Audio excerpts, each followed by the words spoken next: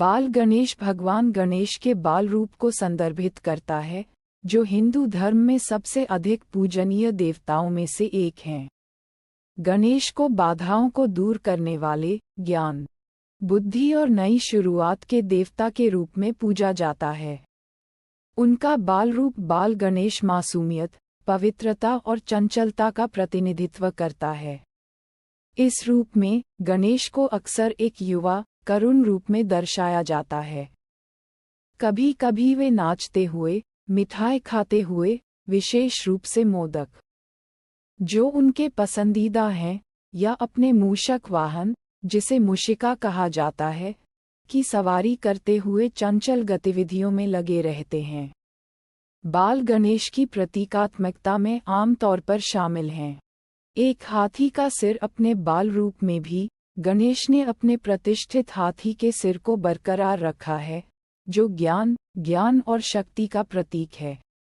बड़ा पेट, गणेश का बड़ा पेट जीवन के अच्छे और बुरे दोनों अनुभवों को पचाने की क्षमता का प्रतीक है। चूहा, मूषिका, उनका वाहन एक छोटा चूहा है, जो छोटी से छोटी बाधाओं को भी दूर करने की क्षमता का प्रतीक है।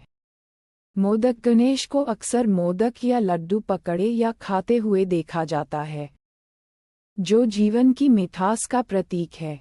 गणेश के बाल रूप को भारत के कई हिस्सों में गणेश चतुर्थी जैसे त्योहारों के दौरान मनाया जाता है, जहां भक्त देवता के चंचल और दिव्य दोनों पहलुओं की पूजा करते हैं। मासूमियत और बच्चों जैसा आश्चर्य, सिर के लिए एक अंडाकार आकृति और शरीर के लिए एक गोल आकृति बनाकर शुरू करें, जो गणेश के बाल समान रूप पर जोर देने के लिए थोड़ा गोल मटोल दिखाई देना चाहिए।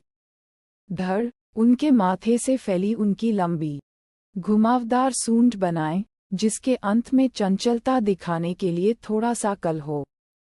कान, गणेश के दिव्य रूप के विशिष्ट बड़े, पंखे जैसे कान बनाएं। हाथ और पैर, गणेश को 4 भुजाओं के साथ बनाएं, जो उनका पारंपरिक चित्रण है। हालांकि एक बाल समान रूप के लिए आप इसे 2 के साथ सरल बनाना चुन सकते हैं। उनके पैर इस तरह से पार किए जाने चाहिए जैसे कि वे कमल या स्टूल पर बैठे हों। आँखें, उनकी बाल समान प्रकृति पर जोर देते हुए आँखों को बड़ा, मासूम और चंचल बनाएं। मुस्कान, उनके हर्षित और शरारती व्यक्तित्व को दिखाने के लिए एक हल्की मुस्कान बनाएं। माथे के प्रतीक, उनके माथे पर पारंपरिक तिलक, लाल निशान और दिव्यता का प्रतीक करने के लिए एक छोटा मुकुट या हेडबैंड जोड़ें। मुकुट या माला, दिव्य रूप को बढ़ाने के लिए एक छोटा अलंकृत मुकुट या एक साधारण पुष्पमाला जोड़ी जा सकती है। दांत, उसके मुंह के किनारों से निकले हुए उसके छोटे, घुमावदार दांत दिखाएं। आप एक दांत तोड़ सकते हैं, क्योंकि गणेश को अक्सर टूटे हुए दांत के साथ दर्शाया जाता है। मोदक, मीठा, उसके एक हाथ में मोदक, मीठा, रखें, जो मिठाई के प्रति उसके प्रेम का प्रतीक है।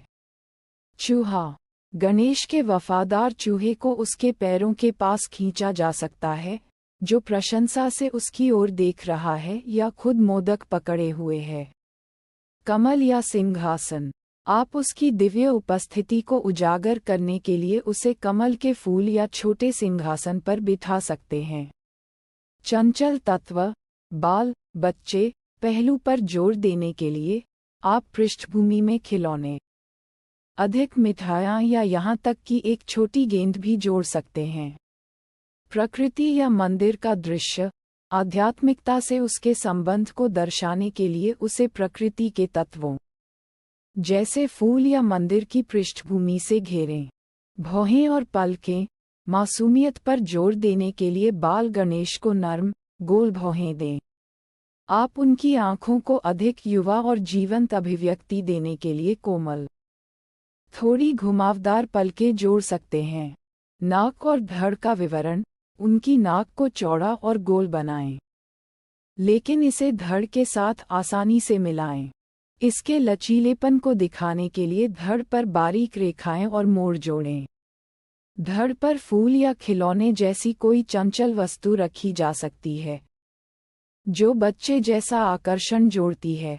गोल मटोल गाल, गोल, थोड़े फूले हुए गाल जोड़कर उनके युवा रूप पर जोड़ दें, जिससे मिठाई का आनंद लेने वाले बच्चे का आभास हो।